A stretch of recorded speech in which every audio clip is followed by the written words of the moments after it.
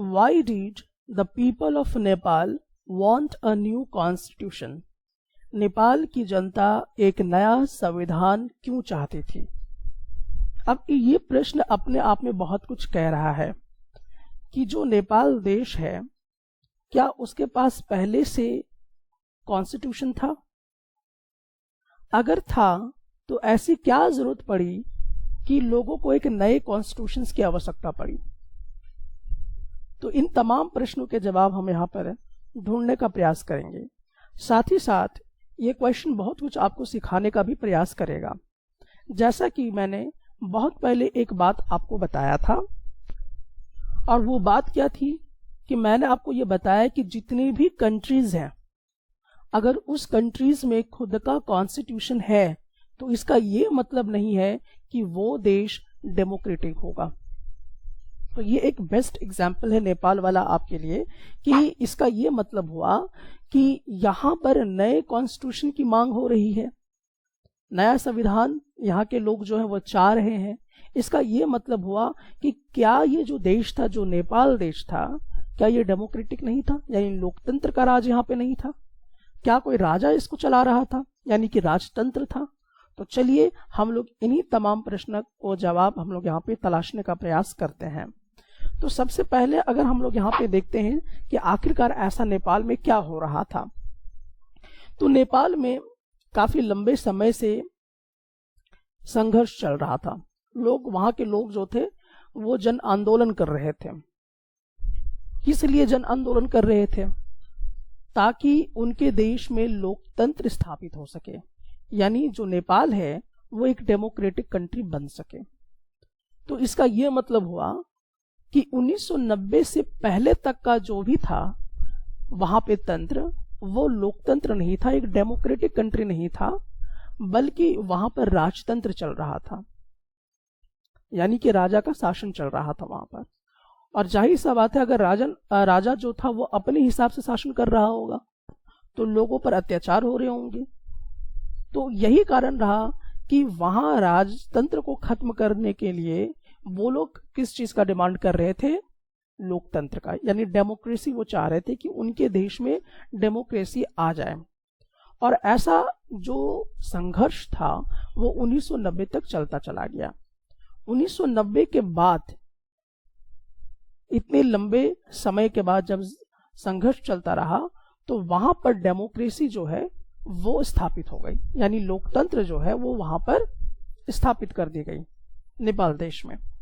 लेकिन ये जो लोकतंत्र नीति था वो सिर्फ और सिर्फ 12 साल तक ही काम कर पाया, यानी कि 12 साल तक ही नेपाल देश में लोकतंत्र रह पाया, यानी कि 2002 तक ही वहां पर लोकतंत्र स्थापित रहा। अब आपके मन में ऐसा प्रश्न आ रहा होगा कि ये तो बड़ा हैरत करने वाला विषय है कि कोई भी कंट्री है और उस कंट्री में डेमोक्रेसी मात्र 12 साल तक के लिए ही है। इसका मतलब कि 12 साल के बाद जो वहां पर तंत्र चालू होता है वो शायद राजा का तंत्र चालू हो जाता है, वहां पे राजतंत्र आ जाता है, वहां पे लोकतंत्र खत्म हो जाता है। तो लोकतंत्र सिर्फ 12 साल के लिए नेपाल में जारी रहा। तो ऐसा क्या हुआ था कि 12 साल तक ही लोकतंत्र जो है नेपाल में जारी रहा?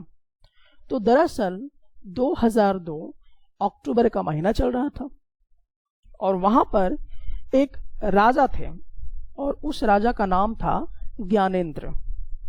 वहां के जो राजा थे उनका क्या नाम था? ज्ञानेंद्र नाम था। तो उन्होंने क्या किया, उन्होंने एक झूठ फैलाया लोगों के सामने कि जो नेपाल देश है वहां पर माओवादी जो है वो बहुत ज्यादा बढ़ते चले जा रहे हैं। इस तरह का झूठ जो है उन्होंने फैलाना शुरू किया कि माओवादी जो है, यानी कि माओइस्ट जो माओवादी लोग हैं वो बहुत ज्यादा फैलते जा रहे हैं उस कंट्री में। और इसकी वजह से उन्होंने क्या किया कि आर्मी के मदद से, जो नेपाल की आर्मी थी उसके मदद से सरकार के अलग अलग हिस्सों पर कब्जा कर लेता है। तो कब्जा कौन कर रहा है? ज्ञानेंद्र, जो वहां का राजा है। क्या बहाना बनाता है वहां पर? वो बहाना ये बनाता है कि वहां पर नेपाल देश में माओवादी संगठन बहुत ज्यादा बढ़ रहे हैं, इसलिए आर्मी के मदद से जितनी भी सरकार की चीजें हैं, डिफरेंट चीजें थी वहां पर जितनी भी, उन सब चीज पर वो कब्जा करना शुरू कर देता है। और फाइनली 2005 आते आते तक पूरी तरह से नेपाल की जितनी भी शक्ति है उसका बागडोर जो है अपने हाथ में राजा ज्ञानेंद्र ले लेता है। उसके हाथ में पूरी तरह से पावर चला जाता है 2005 तक। अब होता क्या है, जब इस तरह से होता है तो यहां पर पूरी तरह से क्या हो जाता है, किसी एक आदमी के हिसाब से तंत्र जो है वो देश जो है वो चलना शुरू होता है। यानी इसको हम कह सकते हैं कि वहां पर राजतंत्र चालू हो जाता है। और ये राजतंत्र कौन चला रहा था? ज्ञानेंद्र, जो वहां का राजा था। और पूरी तरह से जब वो 2005 में कब्जा कर लेता है सारे देश के सारे अधिकारों पर, तो अपने हिसाब से चलाता रहता है। तो 2005 में ही जो माओवादी लोग थे, यानी कि जो माओइस्ट लोग थे, वो लोग एक अलग पॉलिटिकल पार्टीज में साइन करते हैं और 12 पॉइंट में वो एग्रीमेंट करते हैं। 12 सूत्रीय वो एक एग्रीमेंट होता है, उसमें वो साइन करते हैं। और ये जो एग्रीमेंट था, इससे लोगों को लगा कि कहीं ना कहीं हमारा जो लोकतंत्र है वो आ जाएगा वापस, और यहाँ पर चैन अमन से लोग जो है सुख शांति से रहना शुरू कर देंगे। तो लोगों ने सपोर्ट किया। किसको सपोर्ट किया? इन लोगों को सपोर्ट किया। और ये जो मॉइस्ट लोग थे वो एक अलग पार्टी जो है उन्होंने ज्वाइन किया, और इसका सपोर्ट पूरा लोगों ने वहां पर किया। और 2006 में वहां पर क्या हुआ कि फिर से लोग जो थे वो एक डेमोक्रेसी के लिए लड़ाई जो है लड़ना शुरू कर देते हैं। और जो राजा उनको छोटे छोटे चीजें जो दे रहे थे उन सबको वो ठुकरा देते हैं। जो पब्लिक को मिल रहा था सुविधा वगैरह उस राजा के जरिए, उस छोटे मोटे सुविधाओं को वहां के जो लोग थे, नेपाल के जो लोग थे, वो ठुकरा देते हैं। और फाइनली होता क्या है कि 2006 अप्रैल में, यानी कि अप्रैल 2006 में, king restored the third parliament and asked the political parties to form a government. और उसके बाद जो वहां का राजा है वो मजबूर हो जाता है कि वहां पर एक नया गवर्नमेंट बने, ऐसा वहां के जो माओवादी लोग थे उनको वो सपोर्ट कर देते हैं। तो 2008 में नेपाल फिर से क्या होता है, एक लोकतांत्रिक देश बन जाता है। और वहां पर पूरी तरह से जो मोनार्की था, यानी मोनार्की कहने का मतलब कि जो वहां पे राजतंत्र था वो पूरी तरह से खत्म कर दिया जाता है। और इस प्रकार से 2008 में नेपाल में एक डेमोक्रेटिक कंट्री वहां पर फिर से वापस जो है नेपाल एक लोकतांत्रिक देश बनकर उभरता है। तो बहरहाल आप ये बात समझ गए होंगे कि यहाँ पर राजतंत्र चल रहा था। यही कारण था कि राजतंत्र को हटाने के लिए दोबारा वहां के जो लोग थे वो विद्रोह करते हैं, संघर्ष करते हैं, ताकि नेपाल में फिर से लोकतंत्र जो है वो स्थापित हो सके। यही कारण है कि अब लोकतंत्र स्थापित होगा तो एक नया कॉन्स्टिट्यूशन बनेगा। तो चलिए इन सब तमाम बातों को भी हम लोग यहाँ पर देखने का प्रयास करेंगे। तो एक्चुअली यहाँ पर हम लोग देखते हैं, सो फाइनली हम लोग यहाँ पर देखते हैं कि जो नेपाल है, नेपाल में क्या चल रहा था, राजशाही चल रहा था, यानी कि राजा का तंत्र चल रहा था, यानी कि मोनार्की चल रहा था। वहां पे राजा ही शासन कर रहा था। तो यहाँ पे जब तक मोनार्की था, यानी कि जब तक वहां पे राजतंत्र चल रहा था, तो जाहिर सी बात था कि उसका एक अपना कॉन्स्टिट्यूशन था, नेपाल का एक अपना लिखित दस्तावेज था जिस पर लोगों को काम करना पड़ता था। और ये 1990 में अपना दिया गया था। लेकिन लोगों ने वहां पर क्या किया, इस पर संघर्ष किया, विरोध किया, और जो ये राजतंत्र था, जो ये मोनार्की था, उसको पूरी तरह से अबॉलिश कर दिया।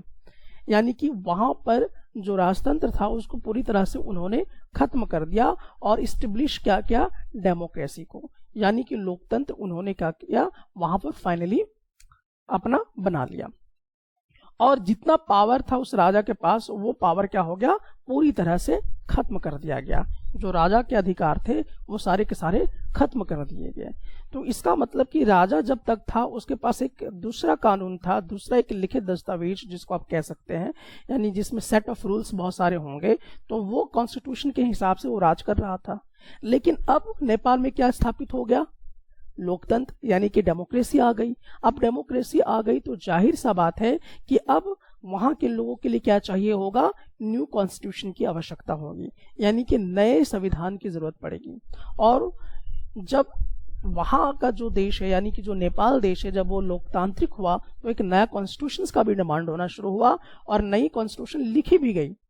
और वो जो कॉन्स्टिट्यूशन था वो क्यों लिखी गई? क्योंकि वहां के जो लोग थे, जो पुराना जो कॉन्स्टिट्यूशन था वो सबके हित में नहीं था, इसलिए इसको खत्म करके एक नया कॉन्स्टिट्यूशन का निर्माण करवाया गया, एक नई कॉन्स्टिट्यूशन को लिखा गया जो कि लोगों के आइडियल्स पर उतरे, यानी कि जो लोग चाहते थे जिस तरह का अपने देश में, उस तरह की वहां पर चीजें जो हैं वो लागू हो सके, इसके लिए उन्होंने एक नई कॉन्स्टिट्यूशन का निर्माण करवाया और नेपाल फिर उसके हिसाब से चलना शुरू हो गया। सो बहरहाल इस पूरे नेपाल की जो कहानी है, इससे हम यही समझ पाए कि अगर कोई कंट्री है और उसके पास अगर कोई पहले से ही कॉन्स्टिट्यूशन है उसके पास, तो ये जरूरी नहीं है कि वो देश एक डेमोक्रेटिक कंट्री होगा। जैसा कि आप नेपाल वाले एग्जाम्पल से समझ सकते हैं, इसके पास पहले से ही एक कॉन्स्टिट्यूशन तो था, लेकिन नेपाल देश जो था वो डेमोक्रेटिक नहीं था, यानी कि उसमें लोकतंत्र नहीं थे। वो क्या था? मोनार्की था, यानी कि वहां पे राजा का तंत्र चल रहा था। लेकिन जब वो डेमोक्रेटिक कंट्री का डिमांड करते हैं और जब नेपाल एक डेमोक्रेटिक कंट्री बन जाता है तो वहां फिर से एक नया संविधान जो है वो लिखा जाता है। तो इस बात को हम लोग यहाँ पे पुष्टि करते हैं कि ये जरूरी नहीं है कि जिस देश के पास कॉन्स्टिट्यूशन है वो देश लोकतांत्रिक देश होगा, इसकी कोई गारंटी नहीं थी। तो इस एग्जाम्पल से हम यही समझने का प्रयास कर रहे थे। आप यहाँ पे देख सकते हैं कि बांग्लादेश कहाँ पर है। तो यहाँ पर आप देखिए कि ये वाला जो यहाँ पे मैं कलर करके आपको दिखा रहा हूँ, ये बाउंड्री शेयर करता है बांग्लादेश। तो ये आपका यहाँ पर बांग्लादेश जो है वो आपको दिखाई देगा, ठीक है। तो ये बांग्लादेश अपना बाउंड्री यहाँ पे शेयर कर रहा है। और अगर हम दूसरी जगह पे जाए भूटान के पास, तो भूटान आपका कहाँ पर है? यहाँ पर अपना जो है ये बाउंड्री शेयर करता है, यहाँ पर ये आपका भूटान है। अब बात करते हैं नेपाल की। तो नेपाल आप यहाँ पे देख सकते हैं कि यहाँ पे नेपाल का जिक्र हुआ है, तो ये आपका यहाँ पे नेपाल है। तो आपको क्या करना है कि मैप में इस प्रकार से डिफरेंट डिफरेंट कलर से रिप्रेजेंट कर देना है कि कहाँ कहाँ पर कौन कौन सी बाउंड्री आपको शेयर की जा रही है। यहाँ पर नेपाल के 2 कॉलम दिए हुए हैं। नेपाल जब 1990 में कॉन्स्टिट्यूशन चला रहा था, जब वहाँ पे जो कार्यकारी थी, यानी कि जो एग्जीक्यूटिव पावर था, वो आर्टिकल 35 में क्या लिखा हुआ था वो हम देखेंगे। और जब डेमोक्रेटिक बन जाता है नेपाल, यानी कि 2015 के बाद का जो कॉन्स्टिट्यूशन बनता है जिसमें फेडरल एग्जीक्यूटिव बनता है, तो अब देखिए कि दोनों में क्या फर्क आता है। यहाँ पे आर्टिकल 35 पर ये लिखा रहता है, 1990 की बात हम कर रहे हैं नेपाल की। तो इसमें क्या रहता है कि जो पावर है वो किसके पास होगा? किंगडम के पास होगा, ठीक है। यानी कि जो वहां पे राजा होगा, महाराजा होगा, उसी के पास पावर होगा और वही पावर किसको देगा? अपने मंत्री को देगा या अधिकार देगा अपने मंत्रियों को कि करना क्या है। लेकिन सारा पावर किसके पास है? सारा कंट्रोल किसके पास है? राजा के पास है। लेकिन जब नेपाल आजाद हो जाता है, या हम कह सकते हैं कि जब नेपाल जो है वो डेमोक्रेटिक जब हो जाता है, तो वहां पर कॉन्स्टिट्यूशन लिखा जाता है और आर्टिकल 75 में कुछ जिक्र होता है। तो वहां पर यह बताया जाता है कि जो आपका एग्जीक्यूटिव पावर है, यानी कि जो कार्यकारी पावर दिया गया है, उसमें क्या है कि जो भी पावर है वो किसका अनुसरण करेगा? कि जो आपका कॉन्स्टिट्यूशन है, जो आपका लॉ है, उसके लक्ष्य को प्राप्ति करने के साथ साथ जाएगा। साथ ही ये अधिकार किसको देता है? तो यहाँ पे कॉन्स्टिट्यूशन अधिकार देता है कि जो वहां के मिनिस्टर्स होंगे उनको ये पावर देता है कि किस तरह के कानून लाने हैं, बदलने हैं। लेकिन यहाँ पर क्या है? सिर्फ राजा को मिला हुआ है। तो बहरहाल इन दोनों में आपसे यही पूछा जा रहा है कि दोनों में तो एग्जीक्यूटिव पावर दिया हुआ है, तो आखिरकार दोनों में क्या डिफरेंसेस है, यह आपसे यहाँ पर पूछा जा रहा है। तो चलिए हम लोग यहाँ पे आंसर जानने का प्रयास करते हैं। तो देखिए फर्स्ट एग्जाम्पल में, यानी कि अगर हम लोग बात करते हैं आर्टिकल 35 का, जो कि 1990 में, यानी कि जब राजा महाराजा का शासन चल रहा था, तो उस समय क्या था कि पावर किसके जरिए शेयर किया जा रहा था? किंग के माध्यम से। यानी कि जो वहाँ के राजा महाराजा हैं वही इसका इस्तेमाल कर सकते थे, और वही क्या करते थे, अपने मिनिस्टर को क्या कर सकते थे, पावर या अधिकार दे सकते थे किसी चीज का। तो यहाँ पर आप देखेंगे कि ये मोनार्की चल रहा था, यानी कि वहां पे राजतंत्र चल रहा था, लेकिन जैसे ही 2015 के बाद कॉन्स्टिट्यूशन लिखा गया, वो किस में कन्वर्ट हो गया? डेमोक्रेसी में कन्वर्ट हो गया। तो सेकेंड वाला में आप यही देख सकते हैं कि ज्यादा लंबा समय तक यहाँ पे राजतंत्र नहीं चल पाया, बल्कि कॉन्स्टिट्यूशन एक पावर देता है। यहाँ पे जितने भी राजा को पावर दिया गया था, जो वेस्टेड दिया गया था, वो सारे के सारे पुराने पड़ गए थे और उसको हटा दिया गया। और डेमोक्रेसी जैसी बनी तो कॉन्स्टिट्यूशन के माध्यम से पावर किसको दिया गया? जो वहाँ के मिनिस्टर्स थे उनको ये पावर दी गई है, ताकि लोग अपने तरीके से देश को चला सके, अपने रिप्रेजेंटेटिव्स को चुन सके, और जो जरूरत की चीजें हैं उसे वो लागू करवा सके।